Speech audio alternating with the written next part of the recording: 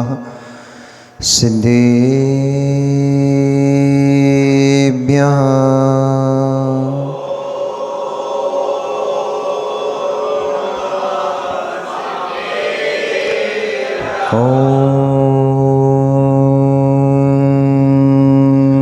नमः सिद्धेभ्यः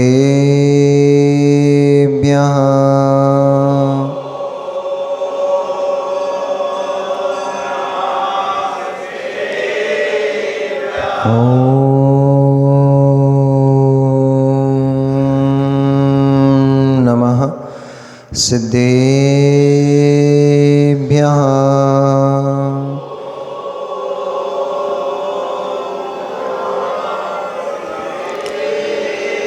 तव सिद्धे नय सिद्धे संयम सिद्धे चरित्र सिद्धया नाणम मिदंसणम मिया सिद्धे सिरसा नमस्सामि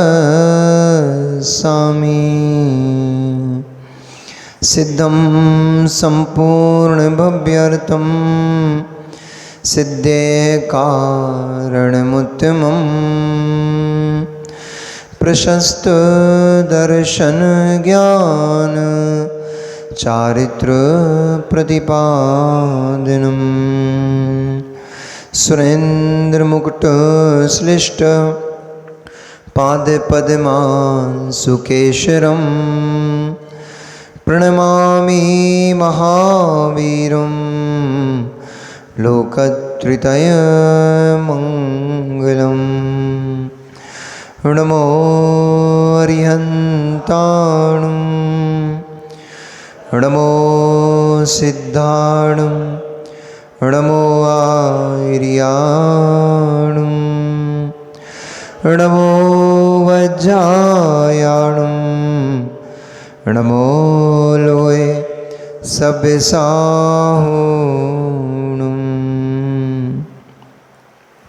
जबरी अनंत अनंत परम सिद्ध परमेष्ठी भगवानी की, जबरी अनंत अनंत 24 तीर्थंकर भगवानी की, देवादिदेव 1008 श्री चिंतामणि मूलनायक श्री पार्श्वनाथ भगवानी की, वर्तमान शासन नायक भगवान महावीर स्वामी भगवानी की, आचार्य भगवंत कुंद कुंद देव की, आचार्य भगवान श्री रविशरण स्वामी महामुनि राज्य की, परम पूजनीय चर्या श्रोमणि अध्यात्म योगी आचार्य गुरुदेव श्री विशुद्ध सागर जी महामुनि राज्य की, अहिंसामयी जैन धर्म की,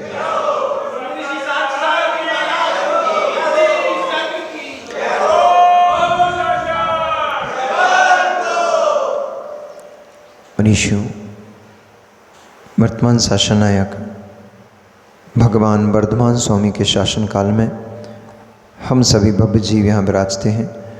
परम भट्टारक महाश्रमण उन भगवान वर्धमान स्वामी के मुख कमल से निश्रित भागवादिनी भगवती मंजनवाणी का हम सभी भव्य जीव यहाँ करुणांजलि लगा करके पान कर रहे हैं। यह भागवादिनी, यह भगवती मंजनवाणी सभी जीवों का कल्याण करे, सभी जीवों का मोक्ष मार्ग प्रशस्त करें। जीवन की बड़ी भाग दौड़ और उठापटक वाली इस जिंदगी में इस जीव को अनिर्णयजन्य कष्ट को भोगना पड़ता है। जब तक निर्णय नहीं होता तब तक जीव को संक्लिष्टता होती है, कष्ट होता है। निर्णय हो जाए तो सारा कष्ट समाप्त हो जाता है। निर्णय के अभाव में यह जीव बड़ी विकट और ऊहापोह की स्थिति में बैठा रहता है। क्या करूं, ये करूं कि ये करूं, इस तरफ बढ़ूं कि इस तरफ बढ़ूं, यहाँ बैठूं कि यहाँ से जाऊं।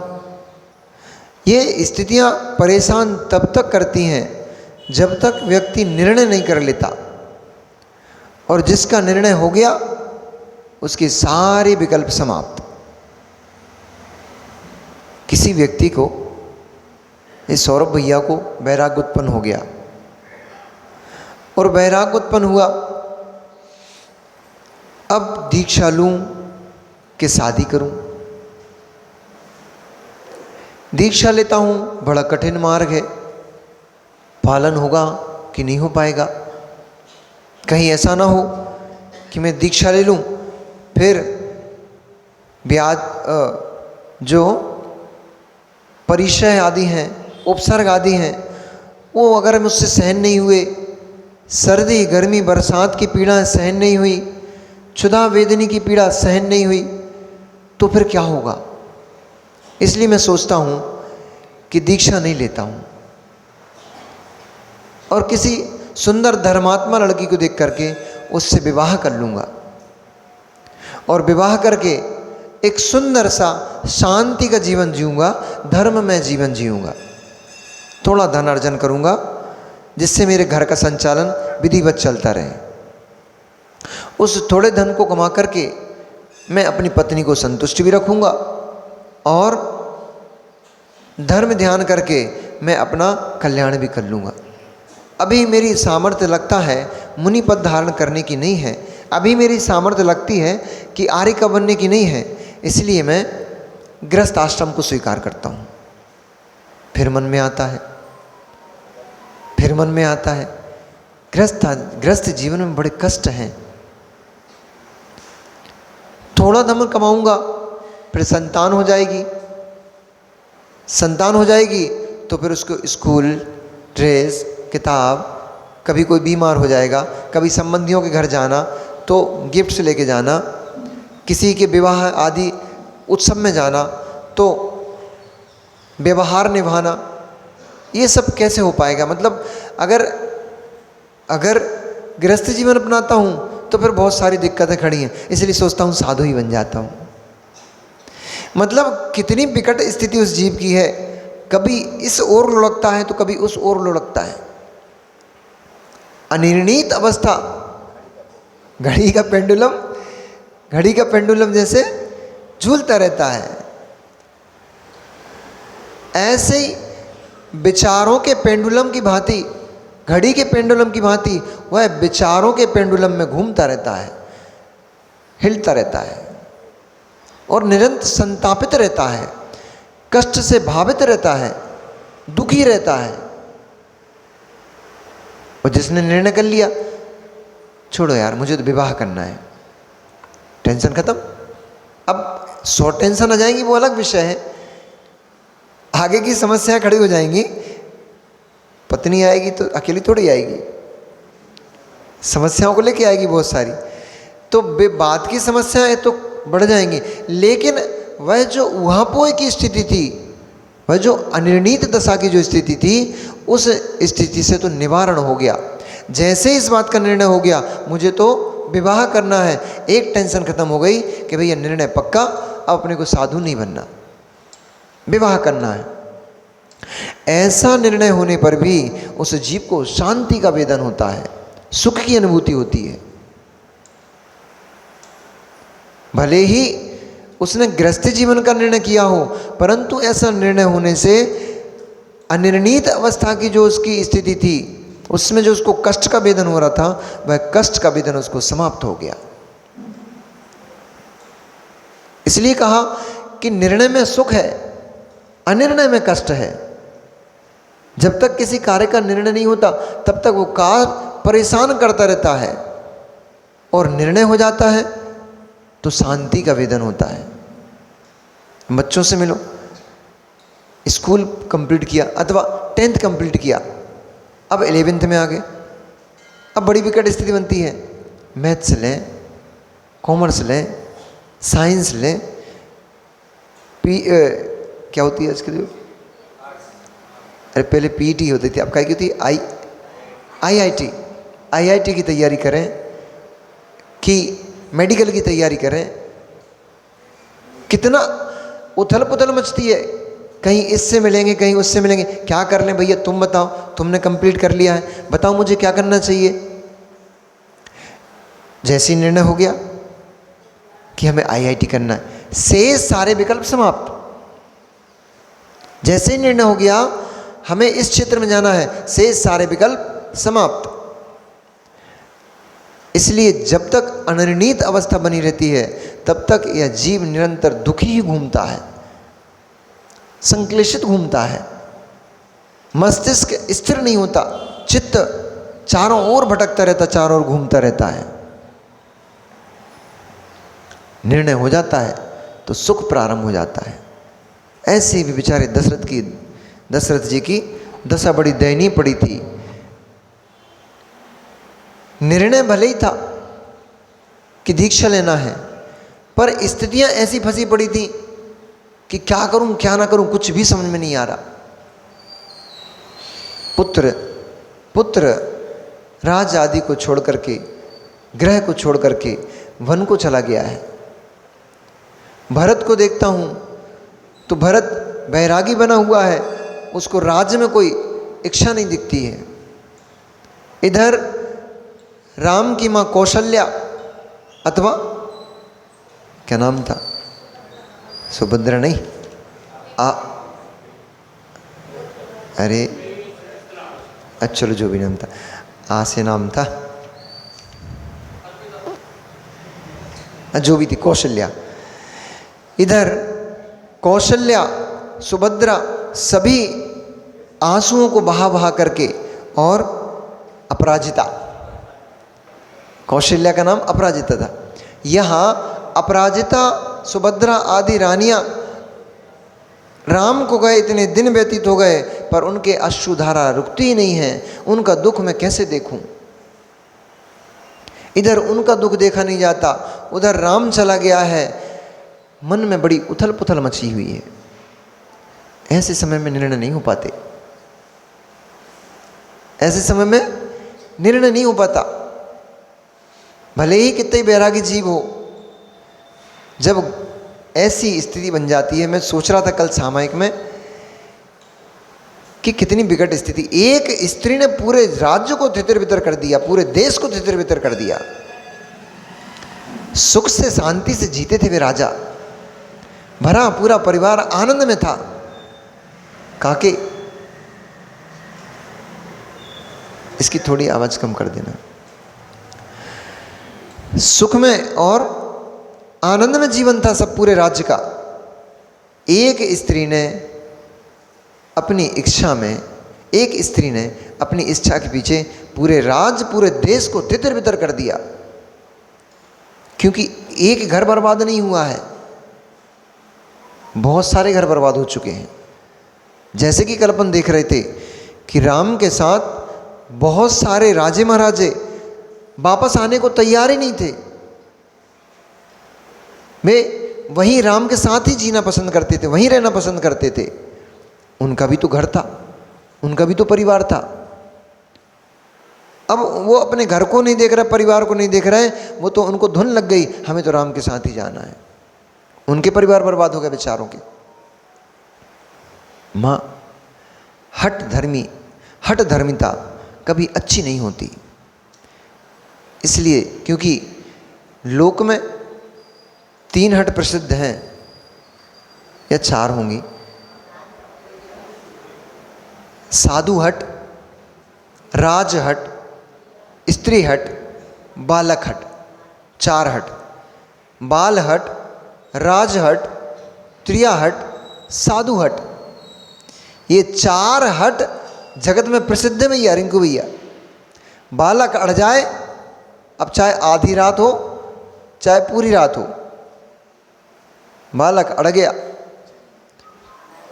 तो रात को 12 बजे भी दुकान खुला के कुरकुरे के पैकेट जलाना पड़ता है बच्चे को। ऐसा हुआ था एक बार, एक भैया आया था, वो बता रहा था, महाराज जी पता नहीं कहाँ कहाँ पैदा हो गया है। बोले रात में 12 बजे उठ जाएगा, कहो तो 2 बजे उठ जाए, वो पूरे घर को सर पे उठा लेगा, और उसको जिस चीज़ की धुन लग जाए वो चाहिए, मतलब चाहिए। बोले कल ये 2 बजे रात को रोने लग गया, केला कुरकुरे के पैकेट चाहिए। अब रात में आधी रात को कुरकुरे के पैकेट कहाँ से मिलेंगे? पूरे घर को उठा पटक कर दिया उसने, पूरे घर रो रो के, पूरा घर मचे, पूरे घर में लोटपोट हो गया। फिर रात को 2 बजे पड़ोस की दुकान बाजू वाले के यहाँ गए, उसको जगाया, बोले भैया 1 कुरकुरे का पैकेट दे दे। तब जाकर के वो शांत हुआ। ये बाल हट है। अब बालक अड़ जाए, पानी में देख लिया चंद्रमा को, हमें तो यही खिलौना चाहिए। अब पिता 25 खिलौने पकड़ा रहा है, बेटा ये ले ले, इससे खेल ले, बेटा ये ले ले, नहीं हमें तो यही चाहिए। अब चंद्रमा कहाँ से ला के दे पिता? ठोक पीट देता है फिर बेचारे को, बच्चे को। तो लोक में बाल हट बड़ी प्रसिद्ध है। अड़ जाए बच्चा, फिर तो पिताजी में ताकत नहीं है कि उसको ठीक ठाक कर पाए। वही शांत जब हो जाए तो हो जाए, नहीं तो किसी की ताकत नहीं है। ऐसे ही राजहट, राजा को धुन लग जाए, ये काम करवाना है। एक राजा को धुन चढ़ गई, बनपाल ने नवीन नवीन फल आया था आम का, तो बनपाल ने सोचा कि नया नया आम का फल आया है, इसको राजा को खिलाता हूँ तो राजा प्रसन्न होगा। वह फल लेकर के राजा के पास पहुँचा। राजा का पुत्र उसको बड़ा प्रिय था। उसने सोचा नया फल आया है, मेरा बच्चा इसको खाएगा, आनंदित होगा। उसने उस बच्चे को फल खिला दिया। दुर्भाग्य से फल खाने से बच्चे की मृत्यु हो गई। वो मृत्यु इसलिए हो गई कि वो जो फल था उस पर सर्प ने दंश मार दिया था। सर्प ने, अब गुस्से में होगा तो फन पटकता है ना, तो फन पटकने से उसने उस पर विष छोड़ दिया था, और वह विष मिश्रित फल राजा के बेटे ने खा लिया, इसलिए बेटा मृत्यु को प्राप्त हो गया। अब राजा को सनक छूट गई, आम का फल खाने से मृत्यु होती है। हमारे राज्य में जितने आम हैं सब आमों को नष्ट करवा दिया जाए, जलवा दिया जाए, काट के फेंक दो सारे आम। जब आम काट के फेंक दिए गए, सारे आम देश से समाप्त। अब एक बार राजा को शरीर में फोड़े हो गए, और आम की जो गुठली होती है उसके अंदर जो मिंगी मिलती है, वो मिंगी वो फोड़ों का उपचार होती है। उसको पानी के साथ पत्थर पे घिसकर उसका जो रस निकलता है, उस रस को फोड़े पे लगाने से फोड़े ठीक हो जाते हैं। आम को खाने से फोड़े हो जाते हैं, आम को खाने से फोड़े हो जाते हैं, क्योंकि आम गर्म तासीर वाला होता है, गर्म करता है। पर हमारे वैद्य जी कहते हैं, ये योग सागर जी, कि आम को घी में ला के खाओ, अथवा आम को खा करके एक गिलास दूध पी लो तो उसकी तासीर बदल जाती है। वो बलवर्धक होता है, वीर्यवर्धक हो जाता है, शरीर बना देता है। तो अब ये नहीं है विषय, ये नहीं है। लो आम खाने पहुंच गए हमारे साहुला जी। मतलब हम खाने पीने की बात करें, आप तुरंत ही, हम इतनी देर से बैरागी की बातें कर रहे हैं, हम इतनी देर से भोगों को छोड़ने की बात कर रहे हैं, तो कुछ नहीं बोले। हमने जैसे ही बोला आम खाने, तुरंत मुंह में पानी आ गया। यही तो लफड़ा है साहुला जी, भोगों में मन तुरंत चला जाता है, मुंह में पानी आ जाता है। वैराग्य में ताकत लगाना पड़ती है, आता ही नहीं है, आता है फिर सटक जाता है। तो आम ने वो आम के पेड़ नष्ट करवा दिए। अब जब राजा को फोड़ा हो गया, सारे उपचार हो गए, चंदन का लेप कर दिया, शीतल जितनी वस्तुएं थी सबका लेप कर डाला, नाना प्रकार की औषधियाँ लगा डाली, पर वो ठीक होता ही नहीं। तब एक बहुत वृद्ध वैद्य ने कहा, राजन एकमात्र उपचार है जिससे ये फोड़ा ठीक हो सकता है। बोले भाई क्या? आम के अंदर गुठली में जो मिंगी होती है वह शीतल धर्मी होती है, आम उष्ण धर्मी होता है, मिंगी शीतल धर्मी होती है, और वह बहुत गुणकारी होती है। हमारी माता लोग तो क्या करती थी मालूम, पहले कि आम खाया, गुठली सुखा ली, और फिर बरसात के समय में, गर्मी में आम आया, बरसात के समय में फुर्सत रहते थे सब लोग। गांव में ज़्यादा बरसातों में कुछ काम होते नहीं, तो बरसात के समय में फुर्सत में क्या करें, उनको वो कंडे की बमूदर में उनको सेंक लिया, चूल्हे में घुसा दिया और सेंक लिया, और सेंक के फिर उनको गुड़ के साथ खाते थे। तो वो औषधि का काम करती थी। तो उन्होंने कहा कि वो आम की गुठली औषधि रूप है, वो मिंगी, पर हमारे देश में तो आम बचे नहीं, इसलिए आप ठीक नहीं हो पाएंगे। अब राजा ने पता करवा, भैया आम की गुमी मिट्टी मिंगी कहाँ मिलेगी, गुठली कहाँ मिलेगी? तो दूसरे देश से फिर आम की गुठली इंपोर्ट कराई गई। उसकी मिंगी घिसी, उसकी मिंगी घिसने से लगाने से राजा का रोग ठीक हो गया। तब राजा ने पुनः आदेश किया कि भैया विदेशों से, दूसरे देशों से आम मंगाओ और आम के बीज मंगाओ और हमारे देश में आम लगाओ, क्योंकि ये तो औषधि है। तो इसलिए राजहट प्रसिद्ध है। राजा के दिमाग में ठनक जाए, ऐसे ही घर के मुखिया होते हैं, वे भी राजा है ना, तो उनके दिमाग में चढ़ जाए सनक, फिर देखो अब पूरे घर को तितर पड़े। और त्रिया हट प्रसिद्ध है। स्त्री हट पे अड़ जाए, कहलाती भले ही अबला है, लेकिन अबला अबला नहीं है, बहुत बड़ी बला है। अबला अबला बस समझना इसको। जब तक शांत है, जब तक पति देव कह रही है, तब तक तो कार्यक्रम सब ठीक है भैया। और जिस दिन स्त्री हट पे जाए, उस दिन बड़े बड़े राजे महाराजे, बड़े बड़े सुभटों को भी घुटने टिकवा देती है स्त्री। इसलिए स्त्री हट प्रसिद्ध है जगत में। और चौथी हट साधु हट। साधु को सनक छूट जाए, साधुओं को सनक नहीं आना चाहिए। साधु समता की मूर्ति होते हैं, साधु दया करुणा की मूर्ति होते हैं, साधु वात्सल्य की मूर्ति होते हैं। साधु कैंची का काम नहीं करते हैं, सुई धागे का काम करते हैं। अपनी जिद के पीछे समाज को नष्ट करना, ये साधु धर्मता नहीं है। अपनी जिद के पीछे, अपनी कार्य की पूर्ति के पीछे समाजों को तोड़ के फेंक देना, आपस में समाजों को लड़वा देना, ये साधुओं का कर्तव्य नहीं है, तो कसाईयों का काम है। और जो जीव साधु बनकर के भी इन्हीं कार्यों में संलग्न है, इन्हीं में लगे हुए हैं, वे साधु पद से भ्रष्ट हो चुके हैं, वे साधु नहीं हैं। क्योंकि साधु का काम, साधु कार्या तपाश्रुता, साधु का कार्य कहीं नहीं लिखा कि इसका करो, उनका करो, इन्हें बनाओ, उन्हें मिटाओ, इन्हें बिठाओ, उन्हें भगाओ। ये साधुओं का कार्य नहीं है। ये सामाजिक कर्तव्य समाज का काम है। साधु कार्या श्रुता तपः।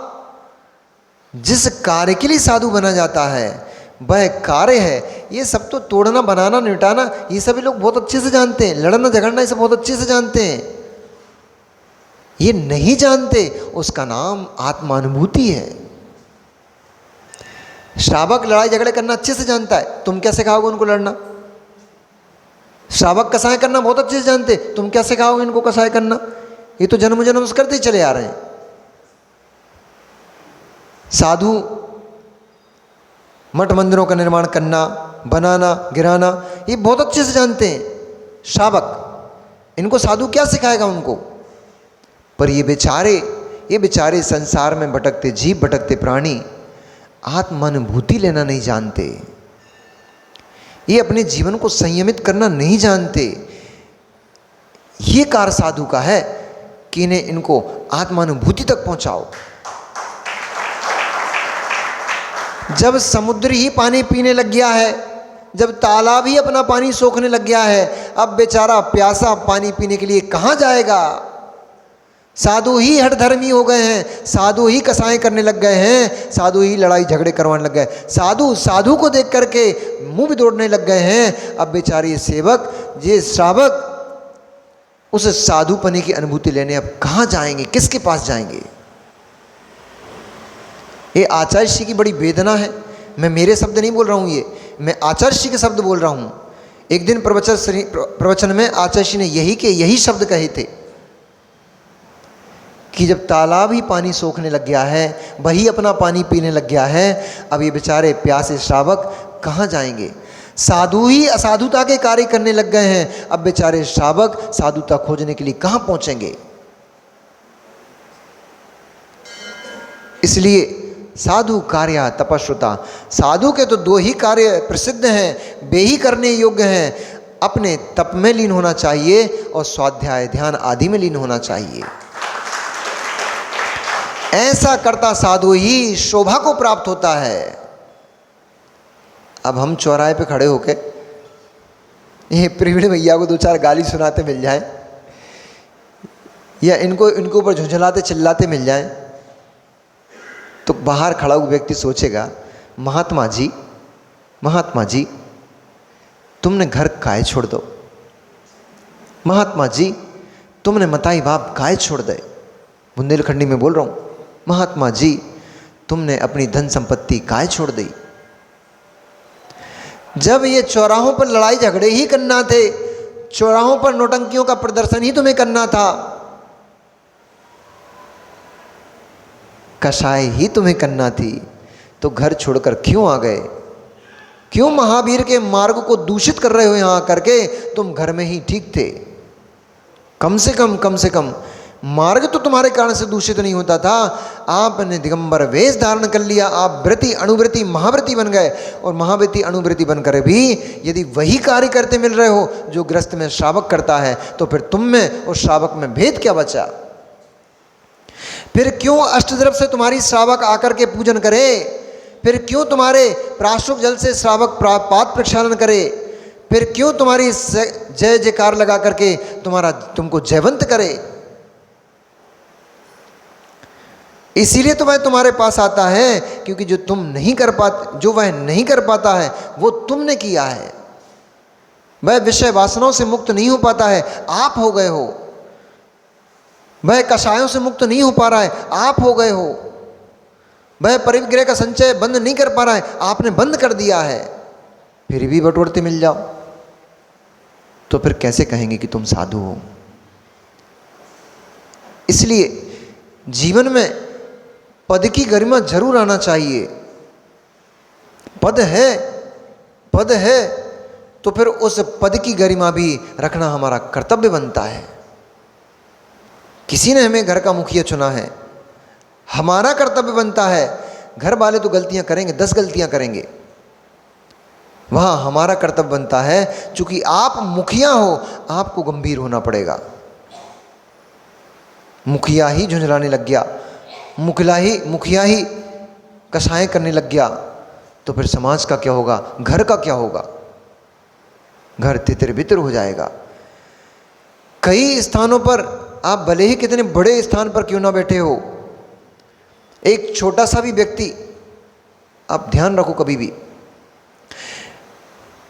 कोई बड़ा आदमी होता है और कोई राह चलता देसी टाइप का आदमी जिसकी कोई वैल्यू नहीं है, ऐसा व्यक्ति किसी बड़े आदमी को गाली दे देता है, बड़ा आदमी नीची मुंडी करता है और ऐसे निकल जाता है जैसे उसने कुछ सुना ही नहीं। अभी तो गाली दी है, किसी ने सुनी नहीं है। यदि मैं इससे मुंह लड़ाऊंगा, यदि मैं इससे विवाद करता हूं, तो अभी तो 4 लोगों ने सुना नहीं है, अब 4 लोग सुने। सभ्य पुरुष क्या करेगा उस समय? श्रेष्ठ पुरुष, गुणी पुरुष क्या करेगा उस समय? वो अपने ईगो को उठा करके भी साइड में रखेगा और उस समय नीची मुंडी करके धीरे से निकल जाएगा। क्यों? क्योंकि अभी किसी ने सुना नहीं है। अब अगर मैं इससे बहस करूंगा, मैं इससे झगड़ूंगा, 4 लोग और सुन लेंगे। अभी तो गाली किसी ने नहीं सुनी थी, अब 4 गालियां और सुनेंगे, क्योंकि वो तो नीच है, वो तो अधम पुरुष है, 4 गाली और देगा। अभी वो, आप उससे बहस करो, वो 4 गाली और सुनाएगा। फिर आपको कषाय आएगी, आपको क्रोध आएगा, फिर आप थोड़ा और बोलोगे, हो सकता है वो हाथ उठा दे। तो आपकी भलाई इसी में है, श्रेष्ठ पुरुषों की भलाई इसी में है कि अधम पुरुषों के मुख नहीं लगना चाहिए। नीची मुंडी करो, वहां से निकल जाओ। ऐसे जो हठी पुरुष होते हैं, हठी स्त्रियां होती हैं, इनको ज्यादा स्थान नहीं देना चाहिए। हठी स्त्री को अगर तुमने अधिक स्थान दे दिया, जाने किस समय में कौन सी हट कर बैठेगी और आपके पूरे घर को बर्बाद कर देगी। एक हट ने, एक वचन ने पूरे राज को तहस नहस कर दिया। बेचारे दशरथ बड़े परेशान, क्या करूं?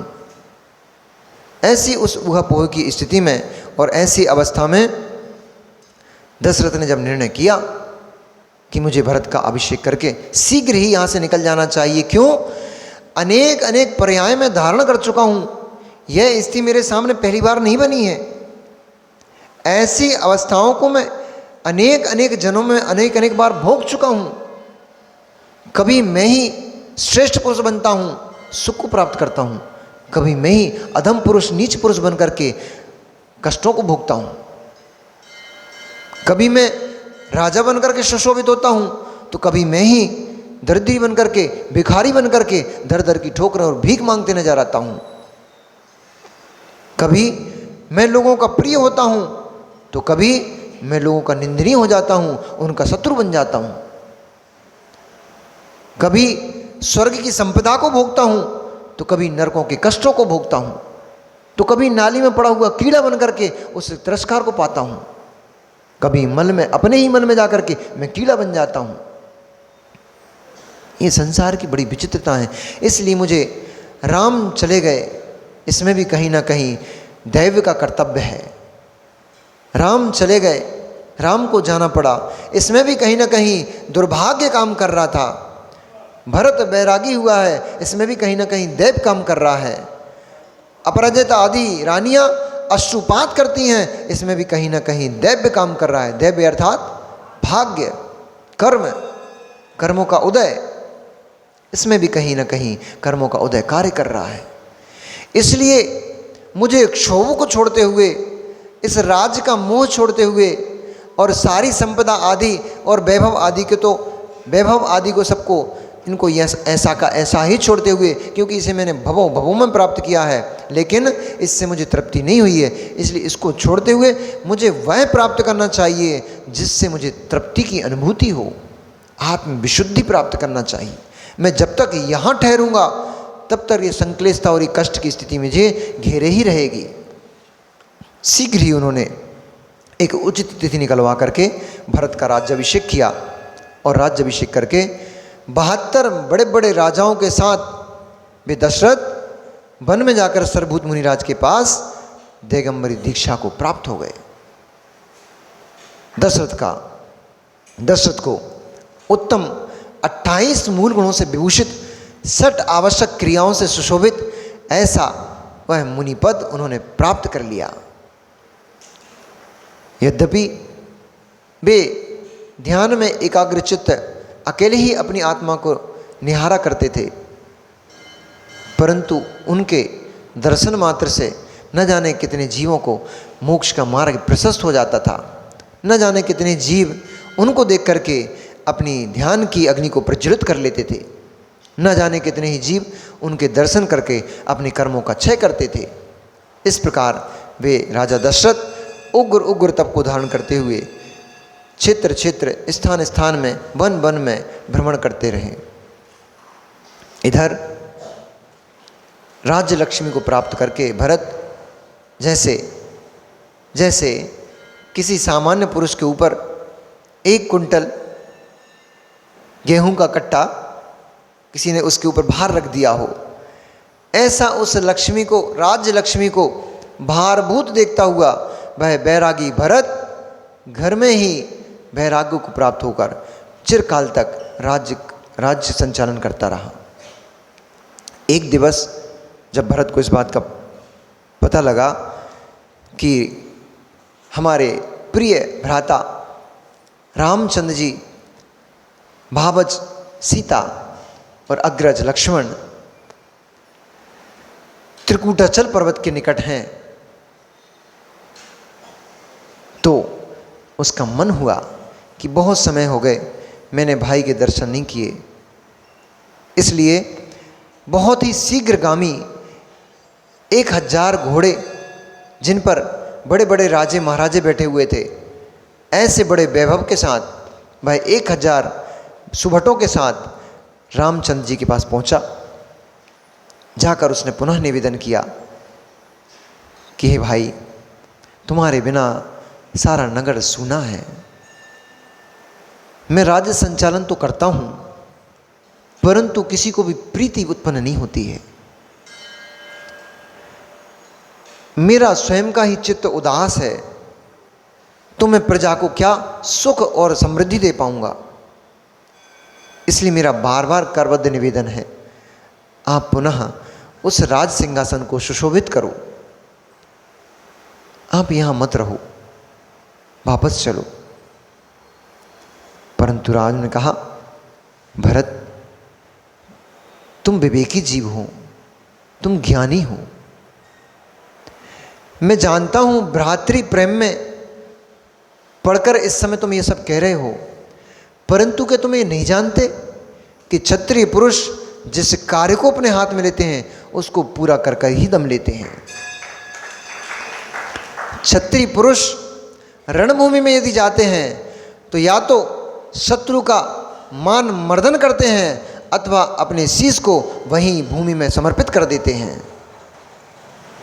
फिर जिस राजलक्ष्मी को, जिस अयोध्या नगरी को मैंने त्याग दिया है, छोड़ दिया है, उसकी ओर मैं पुनः वापस कैसे लौटूंगा। इसलिए योग्य कार्य यही है, तुम राज्य का संचालन करो। बहुत अनुनय विनय करने पर भी जब राम वापस नहीं लौटे तब भरत उदास चेहरा लेकर के और पुनः वापस चले गए।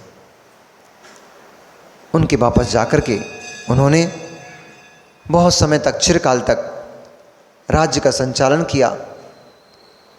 भोगों को भोगते हुए भी वे भरत सदा उन भोगों से उदास रहते थे। यद्यपि महारानियों को संतुष्ट करने के लिए क्रीड़ा आदि किया करते थे, परंतु वहाँ उन क्रीड़ा में उनका किंचित मात्र भी मन स्थिर नहीं होता था। उनको तो हर समय बस यही लगता था कि इस राज्य का संचालन करता आ जाए और मैं इससे मुक्त हो जाऊं। जब बहुत समय व्यतीत हो गया तब पास के ही वन में एक द्युति नाम के आचार्य अपने ससंग वहाँ पधारे। भरत धर्मात्मा जीव अपने पूरे परिवार दल बल के साथ उन मुनिराज के जब दर्शन करने गया तब भरत ने मुनिराज की 3 प्रदक्षिणा दे करके और प्रदक्षिणा दे करके उनको बारंबार पृथ्वी पर मस्तक लगा करके नमस्कार किया। आप लोग कैसे करते हो? आप लोग ऐसे करते हो क्या? राजा भरत, अयोध्या का राजा भरत, पृथ्वी पर जो एक छत्र राज करता, ऐसा भरत जैसे ही उसने दूर से मुनिराजों को देखा, अपने रथ से उतर करके मुनिराजों की वसतिका में पग पग गमन किया, पैदल चला। आपकी गाड़ी तो सीधी गेट पे आके लगती। पग पग विहार किया। मुनिराजों को देख करके जो अपना आसन नहीं छोड़ता है, मुनिराजों को देख करके, मैं नहीं बोल रहा हूँ ऐसा, आगम कथन कह रहा हूँ, मुनिराजों को देख करके जो अपना आसन नहीं छोड़ता है, उठ करके उनका सम्मान नहीं करता है, वह जीव मिथ्या दृष्टि है, वह जीव नरकगामी है। क्योंकि 3 लोक की पूज्य दिगंबर मुद्रा, इसमें वेश मत देखो, पुरुष मत देखो, यह मुद्रा त्रिलोक पूज्य स्वधर्म इंद्र जैसा, चक्रवर्ती जैसे महान महान लोग भी इस मुद्रा के सामने नतमस्तक होते हैं। योगी सागर जी, अब अपन लोगों का कर्तव्य बनता है कि अपन ऐसा कोई कार्य ना करें जिससे ये दिगंबर मुद्रा, 3 लोक की पूज्य मुद्रा अपमान को प्राप्त हो जाए। हमारे द्वारा ऐसा कोई कृत्य, ऐसा कोई कार्य नहीं होना चाहिए। बहुमान आना चाहिए, बहुमान आना चाहिए। जब जब सामायिक में बैठना, जब जब सामायिक में बैठते हैं, इस बात का बहुमान आना चाहिए, अहो मेरा भाग्य, मैं कैसी त्रिलोक पूज्य मुद्रा को प्राप्त हुआ हूं। सामान्य मनुष्यों की तो बात क्या, इस मुद्रा के सामने साक्षात स्वधर्मेंद्र स्वर्ग की विभूति छोड़कर के आकर और नमस्कार करने के लिए यहाँ इस पृथ्वी पे आता है। वहां नहीं मिलती, वहां नहीं मिलती। स्वर्ग में दिगंबर मुद्रा देखने को नहीं मिलती है। सौधर्म इंद्र को दिगंबर मुद्रा के दर्शन करने के लिए इस ब्रह्मांड में आना पड़ता है, यहाँ आना पड़ता है, भरत क्षेत्र में आना पड़ता है, ऐरावत क्षेत्र में आना पड़ता है, विदेह क्षेत्र में आना पड़ता है।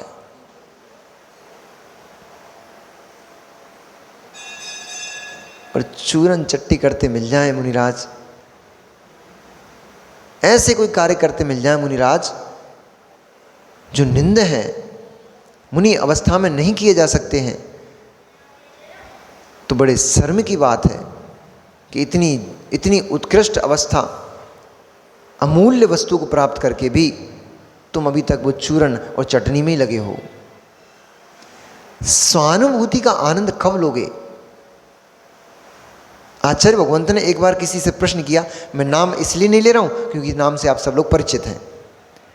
आचार्य भगवंत ने एक जीव से प्रश्न किया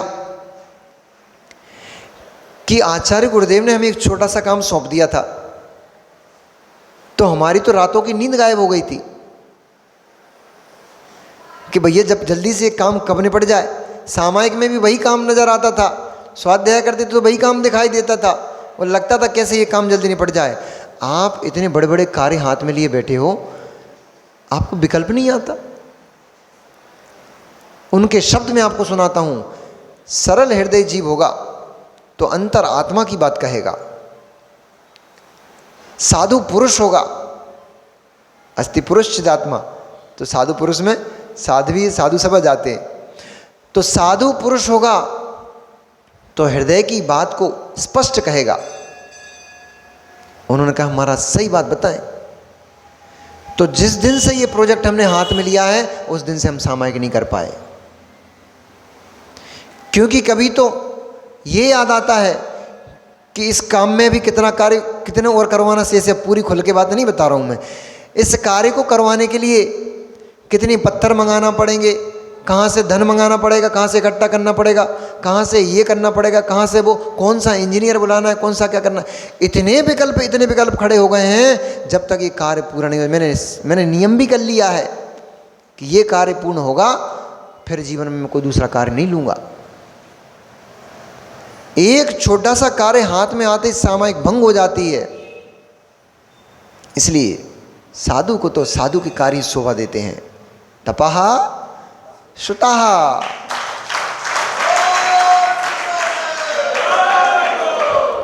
एक बार की और घटना बताता हूं। आचार्य जी सुनाते हैं, क्लास में कई बार सुनाई आचार्य जी ने इसी के ऊपर कि साधु कार्याः कहाँ लगी हो, इधर बताओ। साधु कार्य तपः श्रुता। एक नसिया भिंड की बात है ये। आचार्य जी उस समय क्षुल्लक थे, नहीं आचार्य जी उस समय ग्रस्त थे। कोई मुनिराज का संग आया और एक युवा मुनिराज, सुनना भैया, सुनी भी होगी वैसे आचार्य जी के मुंह से आप लोगों ने। एक संग आया तो एक युवा मुनिराज बैठ करके भक्तों के साथ गप्पे लड़ा रहे थे और एक वृद्ध मुनिराज पेन की रिफिल होती ना, पेन की रिफिल जो पहले चवन्नी में अठन्नी में आती थी रिफिल, तो पहले रिफिल भी चलती थी, तो रिफिल को हाथ में लिए और एक डायरी में शास्त्र को उतार रहे थे। वे मुनिराज की उम्र होगी लगभग 80-85 साल। युवा मुनिराज बैठ के बातें कर रहे थे। तब आचार्य श्री ग्रस्त अवस्था में जब उनके दर्शन करने गए, वे जाकर के उन वृद्ध, चूंकि आचार्य श्री तो शुद्ध प्रेमी शुरू से ही रहे हैं, वो जाकर के मुनिराज के बाजू में बैठ गए, उनको नमस्कार किया, दोनों मुनिराजों को नमस्कार किया। लेकिन बैठे कहाँ? वृद्ध मुनिराज के पास, और उनसे जाकर कहा महाराज जी क्या कर रहे हो आप? उन्होंने कहा बेटा जी ग्रंथ को लिखने का प्रयास कर रहा हूँ, इस ग्रंथ में जो अच्छी अच्छी बातें हैं ना वो मैं अपनी डायरी में नोट कर रहा हूँ। तो उन्होंने कहा अब आपकी उम्र 80-85 साल हो चुकी है, इस उम्र में आप ये लिखोगे तो ये आपके किस काम का? अरे बेटा व्यर्थ में बैठूंगा, व्यर्थ की बातें दिमाग में आएंगी, व्यर्थ में बैठूंगा 4 लोग आकर के घेर लेंगे तो यहाँ वहाँ की बातें करेंगे, और गेस्टों के पास तो बातें कुछ होती नहीं है, धर्म की बातें तो बहुत सारी होती हैं। गृहस्थों के पास तो आकर के बैठेंगे महाराज जी 5 मिनट तो धर्म की बात करेंगे, महाराज जी ये तत्व ऐसा वैसा, फिर शुरू हो जाएगा उनकी गृहस्थों की, हमारे घर में ऐसा, उन्होंने कहा हमारी पड़ोसन के ऐसा, पड़ोसी के ऐसा, पेपर में आज ये आया था, व्हाट्सएप पे ये पड़ा। वो तो 5 मिनट धर्म की बातें होती हैं, फिर यही शुरू हो जाते। तो मुनिराज ने क्या कहा, बेटा फिर ही बैठूंगा, फालतू रहूँगा तो दिमाग में इधर उधर के विचार आएंगे, यहाँ वहाँ की बातें होंगी, इससे अच्छा मैं अच्छी अच्छी बातों को लिखने में अपने उपयोग को लगाता हूँ। हो सकता है मैं इनको याद नहीं कर पाऊँ, परंतु जितनी देर लिख रहा हूँ उतनी देर तो मेरा उपयोग सुरक्षित है कि नहीं है। अब आचार्य मतलब लला राजेंद्र लला लला बैठे बैठे सोच रहे थे, ओ एक 25 साल के मुनिराज गप्पों में समय बर्बाद कर रहे हैं और एक 85 साल के मुनिराज आत्मा की रक्षा कर रहे हैं। ईमानदारी वाले बताना अम्मा, झूठ झूठ तो बोलना नहीं। आपको जब आप हमारे पास आओ और आकर के जब हमें देखो, हमें से मतलब तीनों महाराज को, जब आप अगर आकर के हमें देखो और हम स्वाध्याय करते, पेंसिल हाथ में लिए स्वाध्याय करते, कुछ लिखते मिले, तो आपको अच्छा लगेगा कि बुरा लगेगा? अच्छा लगेगा ना। और हम यदि बैठ करके ये सौरभ और ये पंकज इनसे बैठ कर हंसी ठिठोले करते, ठहाके लगाते आपको मिले, आपको अच्छा लगेगा कि बुरा लगेगा? बोल तो दो, अच्छा नहीं लगेगा ना। ये लोग सब जानते हैं, ये लोग सब जानते हैं। सौरभ, ओ अक्षय क्या नाम है, बाशु, विशु, अरे आशु, मुनिराजों के पास आओ, मुनिराजों के पास आओ, आकर के बस उनको देखो।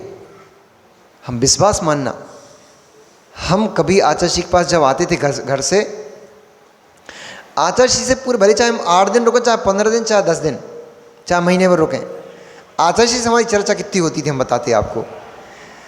आवश्यक कुछ प्रश्न है, जिज्ञासा है, उसका समाधान करते थे, प्रश्न का उत्तर लेते थे स्वाध्याय क्लास में। हम पहुंचे, आचार्य जी मुस्कुरा दिया, हमने कहा नमस्ते, ठीक हो, ठीक हो जी, आशीर्वाद आपका, बस इतनी बात करते थे हम। और जब क्लास चलती थी तो सारे मुनिराज, सारे ब्रह्मचारी बैठते थे, हम पीछे कोने में खड़े होते थे, वहाँ से सुनते थे।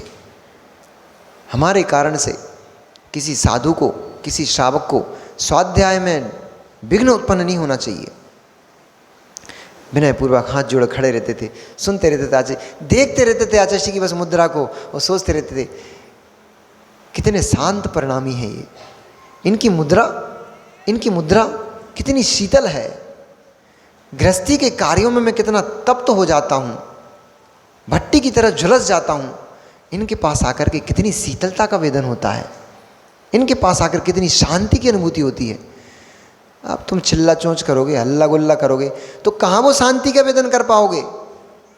मुनिराजों के पास जाओ, बस शांत चिट्ठ होकर बैठ जाओ, बस टकटकी लगा करके उनकी उस मुद्रा को देखते रहो। मैं आपको बोलता हूँ, जो आनंद की अनुभूति उस समय होगी, मुनिराजों से बात करके नहीं होगी। पर मुनिराज भी शांत बैठे हों तभी हो पाएगी। अब मुनिराज खुद ही ठहाके चुटकुले सुनाते मिल जाएंगे तो कहाँ से शांति का वेदन होगा। इसलिए मुनिराजों का कर्तव्य बनता है, मुनिराजों का कर्तव्य बनता है, आचार्य ने एक दिन सूत्र प्रदान किया था, मुनिराजों का कर्तव्य बनता है कि हे मुनिराज, हे मुनिराज, अपनी अलौकिक वृत्ति को निहारो। आपके दर्शन के लिए बाहर लाइन लगा के लोग खड़े हैं। हे मुनिराज, अपनी उत्कृष्टता को पहचानो। 3 बजे गेट हम 3 बजे खोलते हैं, 2 बजे से 2:30 बजे से लोग बेचारे इंतजार करते हैं। जैसे ही गेट खुलेगा मुनिराज के दर्शन होंगे, जैसे ही गेट खुलेगा मुनिराज के दर्शन होंगे। लोग लाइन लगा के खड़े हुए हैं और वे मुनिराज मोबाइल पे स्क्रॉल करते मिल जाएं तो दिल टूट जाएगा, श्रावक का हृदय दुखित हो जाएगा। ओ, मैं क्या देखने आया था, ये क्या दिखा रहे हैं। मैं 1 घंटे से दौर पे बैठा इस बात का इंतजार कर रहा था, दरवाजा खोलेगा, गेट खोलेगा, मुनिराज के दर्शन होंगे। यहाँ तो मुनिराज है ही नहीं, मिले ही नहीं मुनिराज। तो गाने सुनते मिल जाए मुनिराज, लैपटॉप चलाते मिल जाए मुनिराज, तो हृदय एसी पंखा कूलर चलाते मिल जाए मुनिराज, तो श्रावक का बेचारे का हृदय दुखित हो जाता है। हजारों किलोमीटर बेचारा रात रात भर जगता है, ट्रेन में टिकट नहीं मिलती। अनुभूति करना चाहिए इन सब चीज़ों की। आपको क्या लगता है, मुनि बन के केवल बस ऐसी खाए पिए मस्त चक्कर, ओ अखिलेश भैया खा पी कर चक्क पड़ा था। मुनिराज खा पी कर चक्क पड़ रहे थे क्या? खा पी कर चक्क नहीं पड़े रहते मुनिराज, खा पी कर आते हैं तो चुकाते हैं उसको, खा पी कर आते हैं तो ध्यान करते हैं, स्वाध्याय करते हैं, तपस्या करते हैं। चक्क नहीं होने के लिए नहीं खाते पीते हैं। मुनिराज शरीर में किंचित बल होगा तो ही ध्यान लगेगा, स्वाध्याय में तो ही ध्यान में मन लगेगा, तो ही सारी क्रियाओं को व्यवस्थित विधि पूर्वक उत्साहपूर्वक कर पाएंगे। भूखे पेट न भूखे भजन ना होए गोपाला, जाधरी कंठी और जाधरी माला। भूखे पेट भजन नहीं हो पाता, इसलिए अल्प आहार करके मुनिराज आते हैं और आकर के उस आहार का रस निकालते हैं। शरीर आहार से अपना रस निकालता है, उस रस को पा करके मुनिराज आत्मा का रस निकालते हैं। मुनि नाम आलोकी वृत्ति, मुनिराजों की अलौकिक वृत्ति होती है, स्वयं आनंदित होते हैं। जी रिंकू भैया परसों बोल रहे थे, कह रहे थे महाराज आपकी वो राम कथा सुनने में जितना आनंद नहीं आता, आपके जो आप जो आनंदित होते हो सुनाते हुए, उस आनंद को देख के मुझे तो बड़ा आनंद आता है। सही बोल रहा रिंकू भैया। श्रुतई अमृतई ऐसा कहा है आचार्यों ने, श्रुतई अमृतई। श्रुत अमृत है, जिस अभागे ने श्रुत का पान नहीं किया है उसको क्या पता कि श्रुत कैसा अमृत है। और हम तो कहते जब आचार्य भगवान के मुख से श्रुत का कुछ सुनते हैं, तत्व ज्ञान लेते हैं, तो मन गदगद हो जाता है। वास्तव में बता रहे हम तो आचार्य से बोलते हैं कि आचार्य आपके पास पढ़ने से, आपके पास बैठने से जो आनंद की अनुभूति होती है वो ना हमें सामायिक में होती है, आचार्य के प्रवचन में, आचार्य क्लास में जो अनुभूति होती है ना वो अनुभूति हमें सामायिक में होती है, ना वो अनुभूति हमें कितनी भी क्रियाएं कर लें, कुछ भी कर लें, वो अनुभूति नहीं होती। जब आचार्य तत्व का निचोड़ निकाल निकाल करके पिलाते हैं ना तो मन तृप्त हो जाता है। और आपको लगता है रिंकू भैया, आपको लगता है कि हम कुछ बोल रहे हैं, अरे हम कुछ बोलते ही नहीं, अपने पास है क्या?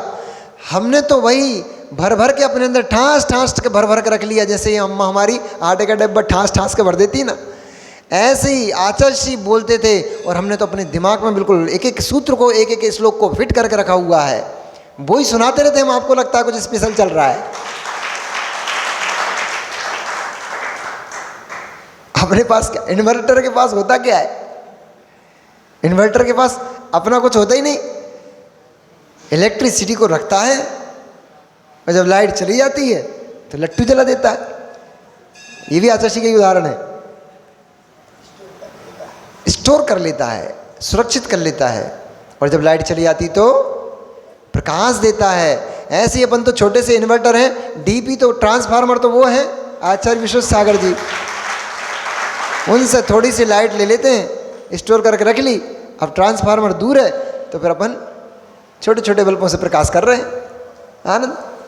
तो वही बातें मुझे याद आती रहती हैं अंदर अंदर में, मैं कुछ बोलता हूँ तो वो रिकॉल करती रहती, स्मरण में आती रहती बातें, वही मैं बोलता रहता हूँ तो आनंदित होता हूँ। ऐसा लगता है आचार्य जी साक्षात सुना रहे हैं और मैं आनंद को प्राप्त हो रहा हूँ। और मुनि नाम आलो की वृत्ति, मुनिराजों की वृत्ति तो ऐसी हुआ ही करती है कि मुनिराज अपने आप में आनंद में जीते हैं और जो उनके पास आता है वो भी आनंदित हो जाता है। ये भैया चलो, भरत को जब बहुत सारा समय हो गया तब वे मुनिराज के दर्शन करने आर्य नामक आचार्य, द्वितीय नाम के आचार्य थे, उन आचार्य भगवंत के पास जाकर के उन्होंने बहुत भारी उत्सव पूर्वक उन मुनिराज की पूजन अर्चना की, पाद प्रक्षालन किए और मुनिराज को अर्घ्य दिया, अष्टद्रव्य से उनकी पूजन की।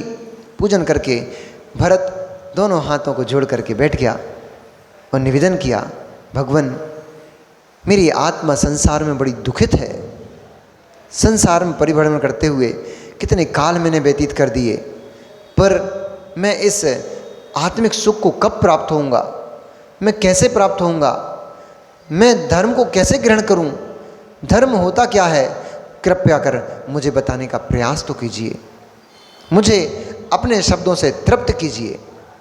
जब भरत ने ऐसा निवेदन किया तो अपने मुख की कांति को और चारों ओर फैलाते हुए वे मुनिराज तत्व का उपदेश देने लग गए। उन्होंने कहा, हे भरत, संसार में जीवों को सुख का जो कारणभूत है उसका नाम संयम है, व्रत है। संयमित जीवन ही जीव को सुखी करता है। असंयमित जीवन जीव को कभी सुखी नहीं कर सकता। ये संसार के भोग, ये भोगों की आकांक्षाएं इस जीव को कभी तृप्त नहीं कर पाएंगी। अनंत काल व्यतीत हो गया, अनादि काल से यह जीव संसार में है और संसार में चार संज्ञा और विषय भोगों के अलावा इस जीव ने किया ही क्या है। और इतना कल्प काल व्यतीत हो चुके हैं पर इसने आज तक उन भोगों से तृप्ति को प्राप्त नहीं किया, इसलिए भोगों से कभी तृप्ति प्राप्त नहीं हो सकती है, संसारिक वस्तुओं से कभी तृप्ति प्राप्त नहीं हो सकती है। परिग्रह को एकत्रित करने से, धन को संचय करने से इनसे जीव को संतुष्टि मिलने वाली नहीं है। संतुष्टि के लिए यदि कुछ है तो महाव्रत और अणुव्रत है। अणुव्रत, महाव्रत बड़े भाई के तुल्य होता है और अणुव्रत छोटे भाई के तुल्य होता है। जैसे बड़ा भाई घर में सब कार्यों में दक्ष होता है, घर के संचालन में निपुण होता है, ऐसे ही जो महाव्रत हैं ये मोक्ष को पहुंचाने के लिए सीधा मार्ग है। जो इस दुर्धर तप को तपने में असमर्थता प्रकट करते हैं, ऐसे लोगों के लिए छोटे भाई रूप जो अणुव्रत है उसको धारण करना चाहिए। वह अणुव्रत वह भी क्रम क्रम से मोक्ष के मार्ग को खोलता है और क्रम क्रम से मोक्ष को प्रदान करता है। इसलिए सभी विकल्पों को छोड़ करके तुम जैसे श्रेष्ठ पुरुषों को, तुम जैसे बलशाली पुरुषों को महाव्रत ही धारण करना चाहिए। फिर उन्होंने कहा कि जिस प्रकार से वह जीव जो कोई दरिद्री पुरुष है और किसी रत्नदीप में चला जाए, यहाँ तो रत्नों के व्यापारी बैठे ना, तो उनको पता है एक एक रत्न की कीमत कितनी होती है। तो कोई व्यक्ति दरिद्री रत्नदीप में चला जाए, वो तो जिस रत्न को हाथ लगाएगा वही अनमोल है। ऐसे ही रत्नत्रय से युक्त यह जीव चाहे सम्यक दर्शन को देखे अनंत गुणों से युक्त है, सम्यक ज्ञान को देखे अनंत गुणों से युक्त है, सम्यक चारित्र को देखे अनंत गुणों से युक्त है। जिस भी रत्न को हाथ लगाता है वही बेशकीमती है। संयमी जीव का जीवन उत्कृष्ट होता है। संयमी जीव का जीवन पूजने योग्य होता है, सम्माननीय होता है। इसलिए जो संयम रत्न से सुशोभित होते हैं वे जीव लोक में यश और सुख को प्राप्त होते हैं। इस प्रकार से उन्होंने करते हुए और अनेक प्रकार से तत्व का उपदेश देते हुए राजा भरत से कहा कि जो जीव महाव्रतों को धारण करने में समर्थ नहीं होते हैं वे जीव अणुव्रतों को धारण करते हैं। अणुव्रतों में देव पूजा गुरुपास्ति मुख्य कहा गया है। देवता की पूजा 6 आवश्यक क्रियाएं कही गई हैं। उसमें देव पूजा गुरुपास्ति संयम तप ध्यान और संयम, इस प्रकार से देव पूजा मुख्य कहा गया है। जो भव्य जीव भगवान जिनेंद्र के दिव्य अभिषेक को करता है, वह जीव जो दूध दही सुगंधित जल आदि से, केसर युक्त आदि जल से भगवान जिनेंद्र के अभिषेक को प्राप्त होता है। अब भैया ऐसा नहीं बोलना कि महाराज जी 20 पंथ की पुष्टि कर रहे हैं, 13 पंथ की पुष्टि कर रहे हैं। जो पद्म पुराण ग्रंथ जी में आचार्य रविशंकर स्वामी लिखा है वो मैं आपके सामने बोल रहा हूँ। मेरा अपने इसमें कुछ भी नहीं है। इसलिए जिसको 13 पंथ सुहाता है वो 13 पंथ से करना, जिसको 20 पंथ सुहाता है वो 20 पंथ से करना, क्योंकि हमारे पास दोनों विधियाँ हैं। कल वो मानी दीदी से भी ये चर्चा हो रही थी मेरी, वो बोली कि ग्रंथ बताने पर भी लोग नहीं मानते, तो मैंने कहा मत मानने दो, अपने को क्या विकल्प है। हमारे पास तो दोनों विधियां हैं। आगम में 20 पंथ का पग पग पे उल्लेख मिलेगा आपको, पेज पेज पे उल्लेख मिलेगा 20 पंथ की पूजन का, अभिषेक का, पंचामृत अभिषेक का, हर चीज़ का उल्लेख मिलेगा। और अभी मैं पद्म पुराण से आपको सुना भी देता हूँ। परंतु निक्षेप की व्यवस्था भी हमारे यहाँ है। जिस जीव को 20 पंथी आमनाय से अथवा दूध दही आदि से नहीं सुहाता है तो आपके लिए व्यवस्था दूसरी की गई है। उन्होंने कहा है जैसे द्रव्य निक्षेप से हम भगवान की प्रतिमा बिठा करके उनको परमात्मा मानते हैं कि नहीं मानते हैं? बताओ सारुला जी, राजेश जी, भगवान की प्रतिमा आपने बिठाई, वो भगवान है क्या? द्रव्य निक्षेप से वही भगवान है। निक्षेप से उनके गुणों का हमने उस प्रतिमा में आरोपण किया है, इसलिए वे भगवान हैं। इसी प्रकार से जो फल फूल आदि सुगंधित द्रव्य और प्राशुक द्रव्य लेकर के पूजन कर सकते हैं, उनके लिए श्रेष्ठ है, करना ही चाहिए। परंतु जिनको फूल पत्ती आदि में विकल्प है, व्यंजन आदि बनाने में विकल्प है अथवा चढ़ाने में विकल्प है, उन लोगों के लिए कहा है कि आप सूखी द्रव्य को भी निक्षेप के माध्यम से वह अष्ट द्रव्य बना सकते हैं। जिसको दूध दही के अभिषेक में विकल्प है वो जल को भी गंगा सिंधु आदि का जल रूप परिणमित करके उससे जल द्वारा अभिषेक कर सकता है। इस प्रकार से उन्होंने द्रव्य निक्षेप और भाव निक्षेप का कथन भी किया। उसमें उन्होंने कहा कि जो भव्य जीव, अपन जान तो लो, करना जो है सो करना, पर जान तो लो कि आगम की क्या व्यवस्था है। कम से कम जो 20 पंथी आमना से पूजन करते हैं, ये 13 पंथी उनको मिथ्या दृष्टि तो नहीं कहेंगे, अथवा जो 13 पंथी आमना से पूजन करते हैं उनको कम से कम ये 20 पंथी मिथ्या दृष्टि तो नहीं कहेंगे। अभी तो एक दूसरे को मिथ्या दृष्टि कहते रहते हो। आप लोग 13 पंथियों को मिथ्या दृष्टि बोलोगे, वो बोलेंगे तुम लोग सूखे हो। हमारे संग में 2 व्यक्ति थे, डॉक्टर हर्षवर्धन मेहता, पूर्ण गीले, शुद्ध 20 पंथी कट्टर, और बड्डे दादा बेशुद्ध 13 पंथी कट्टर। दोनों एक कमरे में रहते थे। ऐसा सामंजस्य होना चाहिए, दोनों एक कमरे में रहते थे, एक साथ पूजन करते थे। एक सूखी द्रव्य से करता था, एक गीली द्रव्य से करता था। दोनों अपने अपने पक्ष में अडिग, और दोनों एक दूसरे को चिढ़ाते भी थे। डॉक्टर साहब थोड़े वजनदार थे, वो बड्डे थोड़े सूख गए थे, तो बोलते तुम सूखी चढ़ा चढ़ा के तुम सूखते चले जा रहे हो, हमें देखो हम हरी भरी चढ़ा रहे हैं तो हरे भरे हो रहे हैं। ऐसा चिढ़ाते रहते थे एक दूसरे को, लेकिन इस बात को लेकर के भी कभी विषमवाद नहीं करते थे। अपने को भी सीख लेना चाहिए। जहाँ जिस क्षेत्र की जो परंपरा है उस परंपरा में हस्तक्षेप बिल्कुल भी मत करो, क्योंकि हमारे पास दोनों ही विधियां हैं। आगम में 20 पंथी आमना से भी पूजन पद्धति को कहा गया है, आगम में निक्षेप से भी पूजन को कहा गया है। लेकिन आपकी तो पूजन निक्षेप की भी नहीं होती है, क्योंकि आप तो स्थापना करते ही नहीं हो। करते हो क्या? आपने द्रव्य नहीं करते हो, आपने द्रव्य नहीं करते हो, हम बता तो रहे। आपने द्रव्य में थाली धोई, वो द्रव्य धोई, थाली में द्रव्य लगाई और पूजन शुरू कर दी। आपने अभी निक्षेप कहाँ किया? हाँ, अभी आपने स्थापना कहाँ की? ठोने में तो किसकी स्थापना करते हो आप? ठोने में किसकी स्थापना करते हो? भगवान का, भगवान को स्थान देते हो आप ठोने में, ना कि द्रव्य को। द्रव्य की आपने स्थापना कहाँ की? थाली में जब आप द्रव्य लगा लेते हो तब थोड़े से पुष्प लेना चाहिए। आपसे करना, थोड़े से पुष्प लेना चाहिए। पुष्प लेकर के सभी द्रव्यों के ऊपर क्षेपण करने के लिए जलम स्थापय स्थापय, चंदनम स्थापय स्थापय, अक्षतम स्थापय स्थापय, पुष्पम स्थापय स्थापय, ऐसे एक एक द्रव्य की स्थापना करो, तब तो तुम्हारा स्थापना निक्षेप का द्रव्य बनेगा। भगवान की प्रतिमा आ जाती है, करते हो क्या? आप बोलो, बड़े उससे बोल रहे थे करते हैं हम तो। अभी भगवान की प्रतिमा बन के आ गई जयपुर से, आप पूजने लगते हो? नहीं पूछते ना, पहले पंचकरण प्रतिष्ठा होती है तब पूछते हो। ऐसे ही जब तक आपने उसको निक्षेप ही नहीं दिया तो आपकी अष्टद्रव्य है ही नहीं।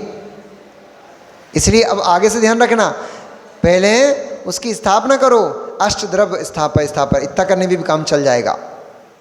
एक एक द्रव्य की स्थापना करो, पुष्प बनाओ, जल बनाओ, चंदन बनाओ, उनकी स्थापना करो, तब आपकी स्थापना निक्षेप की पूजन होगी। ये कोई नहीं बताता। सब बता दे, सूखी द्रव्य से पूरा चढ़ाओ, गोला चढ़ाओ, ये चढ़ाओ, वो चढ़ाओ, सब बता जाएंगे। ये नहीं बताएंगे कि द्रव्य की स्थापना तो करो पहले, नहीं तो तुम्हारी तो स्थापना भी निक्षेप नहीं हो पा रही है। इस प्रकार से इस विधि का भी आचार्य भगवान ने भरत को वर्णन किया। भाई मैं आपको सुना रहा हूँ। उन्होंने कहा जो जीव भव्य जिनेन्द्र भगवान का दूध घृत आदि उत्कृष्ट उत्कृष्ट सुगंधित द्रव्यों से भगवान का अभिषेक करता है, वह कालांतर में जगह जगह स्थान स्थान पर पाद प्रक्षालन और अभिषेक को प्राप्त होता है। जब से हमने ये पढ़ा ना, अरे आ रहे हैं अभी, पूरा नहीं बताना पड़ता है, समय कम रहता है। जो मुख्य मुख्य चीजें बता दे रहे। जो जीव अब चल रहे, कहाँ पहुंचे थे? हाँ, तो हम सोचते जब आप लोग पाद प्रक्षालन करते हो, जब वो आप लोग द्रव्य से पूजन करते हो, हम सोचते हैं हमने काल पूर्व पर्याय में भगवान की खूब अच्छी अच्छी उत्कृष्ट उत्कृष्ट दिव्यों से खूब अभिषेक, हमने तो खैर इस पर्याय में भी खूब किया है, वजनदारी से अच्छा खूब घृत से नहलाते थे भगवान को, बढ़िया आनंद आता था। अपने यहाँ नहीं नहलाते थे, लेकिन हमारे 13 पंथी वाला कार्यक्रम था तो हम भी 13 पंथी थे कट्टर, वहाँ कुछ नहीं चढ़ाते थे। पर महाराष्ट्र में जाते थे, हाथकुली, वो कचनेर, उधर जाते थे तो वहाँ अच्छा बढ़िया आम रस से भगवान को नहलाते थे, दाड़िम रस से भगवान को नहलाते थे, और घृत से, दही से, मट्टे सबसे भगवान को खूब नहलाते थे। बड़ा आनंद आता था, अच्छा लगता था। पर वहीं करते थे, घर पे आके नहीं करते थे। घर पे आके शुद्ध 13 पंथी। तो जहाँ की जैसी व्यवस्था है, अपन तो अपने कहा है, भगवान जाने, भगवान जाने और सब जाने, अपने को क्या, अपने को तो आनंद आना चाहिए, तो आनंद लेते थे उसको करके। तो हम सोचते हैं कि भगवान की खूब हमने अच्छी वंदना करी हो, खूब भगवान का अभिषेक वगैरह किया होगा, इसलिए तो आज ये पाद प्रक्षालन हो रहे हैं अपने। अच्छी अच्छी द्रव्य से पूजन करते थे, काजू किशमिश चिरौंजी मिरौंजी इलायची विलायची बढ़िया डाल डाल के। कचनेर गए थे तो अच्छे बड़े अनार के दाने मिलाए द्रव्य में, अनार के दाने मिलाकर अंगूर के दाने मिलाए, ऐसी अच्छी बढ़िया पूजन करी थी। तो आज बढ़िया पूज्यता को प्राप्त हो रहे हैं। भगवान की पूजन करने से पूज्यता को प्राप्त होते हैं, भगवान का प्रक्षालन करने से अभिषेक को प्राप्त होता है जीव। और आगे बोलते हैं, पुष्प सुकोमल सुगंधित और मनमोहक पुष्पों से जो भगवान की अर्चना करता है वह कोमल शरीर कोमल देह को प्राप्त होता है, और पुष्पक जैसे विमानों में जाकर के वह देव बनता है। पढ़ लेना, पद्म पुराण में लिखा है। दीप दय दीप्तिमान। अब लोगों को बड़ा विकल्प होता है भैया, सोनू भैया, रिंकू भैया, लोगों को बड़ा विकल्प होता है।